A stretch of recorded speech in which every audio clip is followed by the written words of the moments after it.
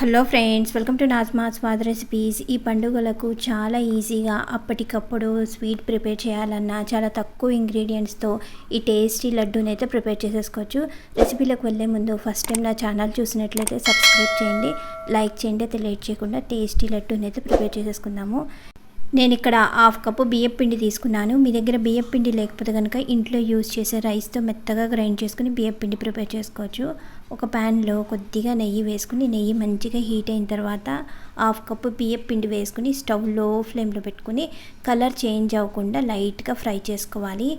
నెయ్యి తినడం ఇష్టం లేని వాళ్ళు నెయ్యి లేకుండా బియ్యం పిండిని డ్రై రోస్ట్ చేసుకున్న తర్వాత మనం వేసుకున్న నెయ్యి అంతా పిండికి బాగా పట్టేలాగా స్టవ్ లో ఫ్లేమ్లో పెట్టుకుని మంచిగా ఈ విధంగా ఫ్రై చేసుకున్న తర్వాత స్టవ్ ఆఫ్ చేసుకుని చల్లారడానికి ఒక వెడల్పాటి ప్లేట్లో వేసుకుని కంప్లీట్గా చల్లారనివ్వాలి. ఇది చల్లారేలోపు అదే ప్యాన్లో హాఫ్ కప్పు పచ్చి కొబ్బరి తురుము వేసుకున్నాను.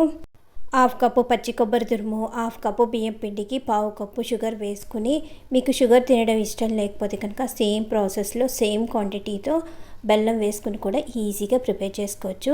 ఈ విధంగా లైట్గా షుగర్ మెల్ట్ అయ్యేలాగా మిక్స్ చేసుకున్న తర్వాత 3 నుంచి 4 టేబుల్ స్పూన్ వాటర్ వేసుకుని షుగర్ అంతా మంచిగా మెల్ట్ అయ్యి కొబ్బరి తురుము కూడా సాఫ్ట్గా కుక్ అయ్యేలాగా స్టవ్ మీడియం ఫ్లేమ్లో పెట్టుకొని మనం కొబ్బరి లౌజ్ అయితే ఏ విధంగా ప్రిపేర్ చేసుకుంటామో సేమ్ అదే విధంగా మంచిగా దగ్గరికి పడేలాగా కలుపుకుంటూ కుక్ చేసుకోవాలి.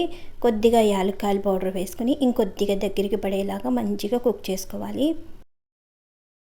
పచ్చి కొబ్బరి తురుము సాఫ్ట్గా కుక్ అయ్యి ఈ విధంగా కొద్దిగా దగ్గరికి పడిన తర్వాత స్టవ్ లో ఫ్లేమ్లో పెట్టుకుని మనం ముందుగా ప్రిపేర్ చేసుకుని పెట్టుకున్న బియ్యం పిండి వేసుకుని బియ్యం పిండి పచ్చి కొబ్బరి తురుము రెండు బాగా కలిసేలాగా మంచిగా మిక్స్ చేసుకోవాలి. ఈ విధంగా రెండు బాగా కలిసిన తర్వాత స్టవ్ ఆఫ్ చేసేసుకుంటే మన లడ్డు ప్రిపేర్ చేసుకోవడానికి కన్సిస్టెన్సీ కరెక్ట్గా ఉంటుంది. అలా కాకుండా ఇలా కలుపుకుంటూ స్టవ్ లో ఫ్లేమ్లో పెట్టుకుంటే మన పిండి అయితే డ్రైగా అయిపోయి లడ్డు చుట్టుకోవడానికి వీలుగా ఉండదు.